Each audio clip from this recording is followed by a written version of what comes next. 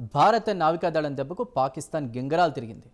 దీంతో దాడులను నిలిపివేయాలంటూ భారత్కు నచ్చజెప్పవలసిందిగా ప్రపంచ దేశాలను దాయాది దేశం కోరింది. ఈ నేపథ్యంలో భారత నావికాదళం యుద్ధ సన్నద్ధతపై రక్షణ మంత్రి రాజ్నాథ్ సింగ్ ప్రశంసల జల్లు కురిపించారు.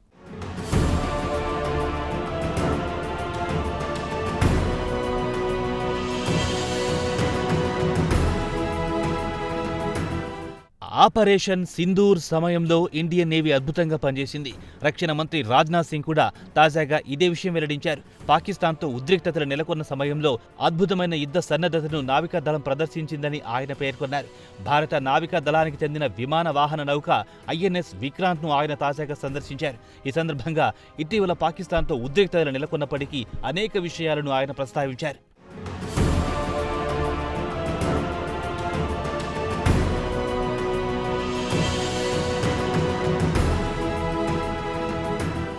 భారత నావికాదళం దెబ్బకు పాకిస్తాన్కు ఫ్యూజులు ఎగిరిపోయాయన్నారు రక్షణ మంత్రి రాజ్నాథ్ సింగ్.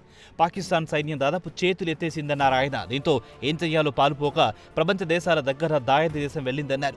దాడులు నిర్వహించాల్సిందిగా భారత్కు నచ్చజెప్పాలని ప్రపంచ దేశాలను పాకిస్తాన్ కోరిందని రాజ్నాథ్ సింగ్ వెల్లడించారు. ఈ నేపథ్యంలో నిబంధనల మేరకు పాకిస్తాన్పై భారత్ సైనిక చర్యలను ఆపేసిందన్నారు రక్షణ మంత్రి. లేనట్లయితే పాకిస్తాన్ పరిస్థితి ఇవాళ వేరే విధంగా ఉండేదన్నారు రాజ్నాథ్ సింగ్.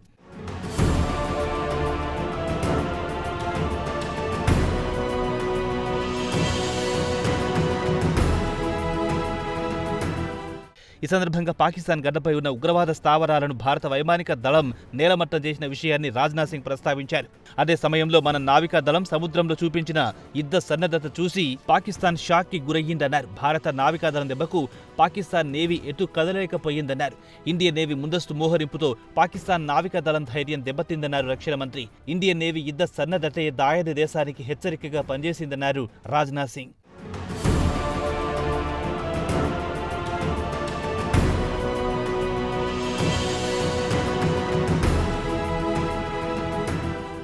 ఇదిలా ఉంటే ఆపరేషన్ సింధూర్ గురించి ఆయన మరోసారి ప్రస్తావించారు. ఆపరేషన్ సింధూర్ ముగిసిందని చాలా మంది భావిస్తున్నారని రాజ్నాథ్ సింగ్ పేర్కొన్నారు. అయితే అది సరికాదన్నారు. ఆపరేషన్ సింధూర్ ముగియలేదని రక్షణ మంత్రి క్లారిటీ ఇచ్చారు.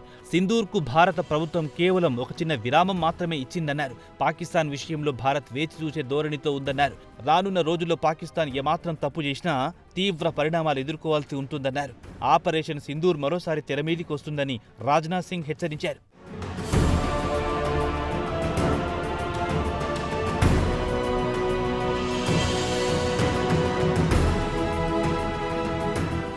ఇదిలా ఉంటే కొన్ని రోజుల కిందట పాకిస్తాన్లోని కరాచీ పోర్టుపై ఇటీవల భారత నావికాదళం దాడి జరిపింది. వాస్తవానికి పాకిస్తాన్ ఆర్థిక వ్యవస్థకు కరాచీ పోర్టు గుండెకాయ లాంటిది.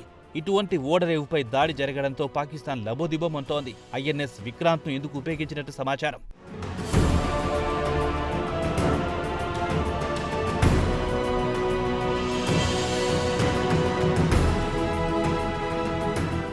వాస్తవానికి కరాచీ ఓడరేవుతో భారత నావికా దళానికి పాత శత్రుత్వం ఉంది. 1971లో భారత్ పాకిస్తాన్ మధ్య యుద్ధం జరిగిన సంగతి తెలిసిందే.